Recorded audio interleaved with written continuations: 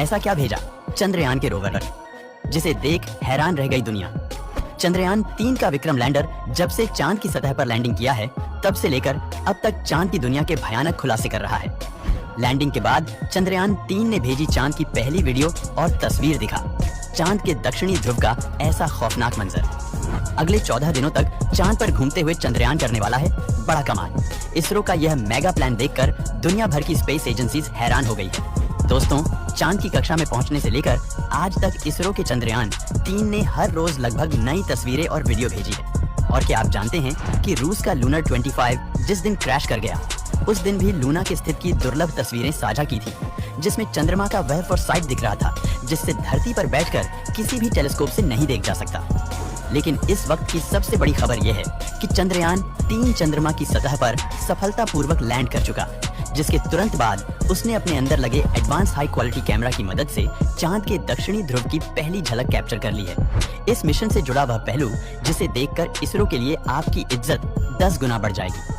तो देखिए इस वीडियो को अंत तक दोस्तों, चौक गुड न्यूज आ रही है कि चांद पर लैंडिंग के बाद चंद्रयान 3 के विक्रम लैंडर की कंडीशन बिल्कुल ठीक है और इसलिए चंद्रमा पर रिसर्च करने के लिए अपने प्रज्ञान रोवर को चांद की सतह पर खुला छोड़ दिया है। और यह रोबोट अगले 14 दिनों तक चांद के बहुत बड़े खुलासे करने वाला है।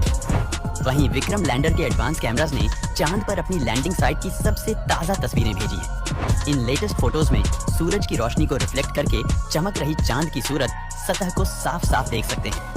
साथ ही यह भी देख सकते हैं कि चांद की सतह कितनी ज्यादा ऊबड़ खाबड़ है, जिसका यह हाल लंबे समय तक उल्का पिंडों की बारिश की वजह से हुआ है।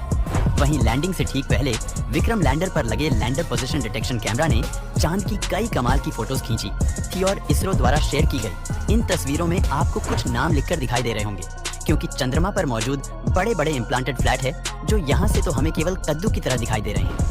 लेकिन चौंकाने वाली बात यह है कि इन्हीं रहस्यमय गड्ढों के नीचे 1-2 किलोग्राम नहीं बल्कि पूरे 10 करोड़ टन पानी मौजूद हो सकता है और कई कीमती खनिजों का भंडार हो सकता है, जिसका रिसर्च करने के लिए विक्रम ने अपने प्रज्ञान रोवर को रवाना कर दिया है। तो चंद्रयान 3 के रिसर्च मिशन के ऑब्जेक्टिव क्या है और यह अपने रिसर्च के दौरान चांद के किन किन रहस्यों से पर्दा उठाने वाला है, जिससे नासा और रूस को भी जलन होने लगी है। आइए जानते हैं दोस्तों, विक्रम लैंडर पर कोई चार्ज नहीं लगेगा, यानी कि लैंडिंग के बाद अब वो अपनी जगह पर खड़ा होकर चंद्रमा पर सर्च करेगा, जिससे यह चांद के पतले वातावरण के अंदर मौजूद प्लाज्मा पार्टिकल जारी करेगा। दिन और रात में चंद्रमा की सतह के बदलते तापमान की जांच करेगा, अपनी लैंडिंग साइट के आसपास आने वाले भूकंप की गति और तीव्रता की स्टडी करेगा और सतह के नीचे लेजर फेंककर सरफेस एलिमेंट्स की जांच करेगा, जिसके लिए इसके अंदर 4 पेलोड उपकरण लगाए गए हैं। जबकि चंद्रयान 3 का प्रज्ञान रोवर अपने टायर्स की मदद से चलते हुए चांद के दूर दराज इलाकों की तरफ रवाना हो चुका है और चलते चलते इसने इसरो को भी चांद का डेटा भेजना शुरू कर दिया है। आपको बता दें कि प्रज्ञान रोवर में लेजर इंडक्टेड ब्रेकडाउन स्पेक्ट्रोमीटर और अल्फा पार्टिकल एक्स-रे स्पेक्ट्रोमीटर जैसे 2 पेलोड उपकरण लगाए गए हैं, जो कि लेजर की मदद से चांद की सतह के अंदर तक जाएंगे और सतह के नीचे मौजूद पानी का पता लगाएंगे।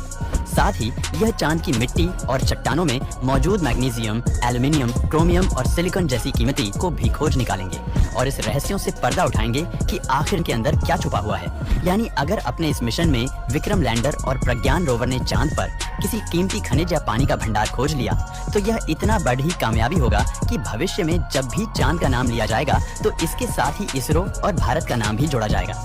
आपको बता दें कि रिसर्च मिशन चांद के वे लूनर दिन होते हैं, जो कि पृथ्वी के 14 दिनों के बराबर है, जिसके बाद चंद्रयान 3 का विक्रम लैंडर और प्रज्ञान रोवर अपने आप निष्क्रिय हो जाएंगे और सदियों तक चांद की सतह पर खड़े होकर भारत के नाम का ठप्पा लगा देंगे। ऐसा इसलिए क्योंकि इसरो ने वापस लाने का कोई प्लान नहीं बनाया है। वहीं इसे सिर्फ दिन के वक्त ही काम करने के लिए डिजाइन किया गया है, यानी 14 दिन के बाद जब विक्रम लैंडर की लैंडिंग साइट पर अगले 14 दिन के लिए रात होगी, तब इसके सोलर पैनल चार्ज नहीं हो पाएंगे और धीरे धीरे इसके सभी उपकरण बंद हो जाएंगे। हालांकि यहाँ गौर करने वाली बात यह है कि इस तरह के मिशन का सबसे महत्वपूर्ण लक्ष्य चांद की सतह पर सॉफ्ट लैंडिंग करना था। मगर ये सवाल आता है कि चांद पर लैंडिंग करना इतना मुश्किल क्यों है? क्यों 23 अगस्त का दिन इसरो के इतिहास का सबसे ऐतिहासिक दिन बन चुका है? और क्यों इसरो की इस उपलब्धि से ब्रिटेन, चीन और रूस जलकर राख हो चुके हैं? दरअसल दोस्तों, चांद के दक्षिणी ध्रुव पर उतरना आसमान से तारे तोड़ने के समान है, क्योंकि चंद्रमा के दक्षिणी ध्रुव पर सूरज की रोशनी उतनी नहीं पहुंच पाती जितनी चांद के दूसरे हिस्सों पर पहुंचती है। इसी वजह से चांद के दक्षिणी ध्रुव पर चारों तरफ घनघोर अंधेरा रहता है। वहीं पृथ्वी से चंद्रमा के इस क्षेत्र की दूरी ज्यादा होने की वजह से लैंडिंग के दौरान कमांड सेंटर का लैंडर से संपर्क टूटने का खतरा बना रहता है। साथ ही चांद पर ऐसा कोई मजबूत वायुमंडल भी नहीं है जो लैंडिंग के दौरान घर्षण पैदा करके लैंडर की रफ्तार को कम कर सके। इसी वजह से चंद्रमा के इस हिस्से में लैंडिंग करना काफी चुनौतीपूर्ण रहता है। ऐसे में किसी भी स्पेसक्राफ्ट को चांद पर लैंड कराने का एक ही तरीका मुमकिन है, जिसे चंद्रयान 3 के विक्रम लैंडर ने ही अपनाया था। इस तरीके में लैंडर को चांद की सबसे छोर ऑर्बिट में अपनी न्यूनतम ऊंचाई वाले बिंदु तक ले जाया जाता है, जो कि 20 से 30 किलोमीटर के बीच होता है।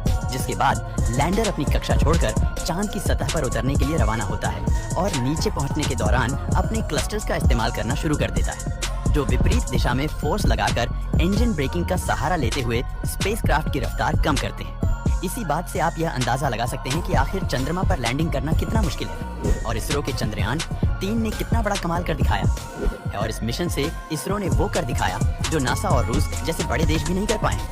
दोस्तों, आपको क्या लगता है चंद्रयान 3 चांद पर पानी की तलाश कर पाएगा या नहीं? अपनी राय कमेंट में जरूर बताएं।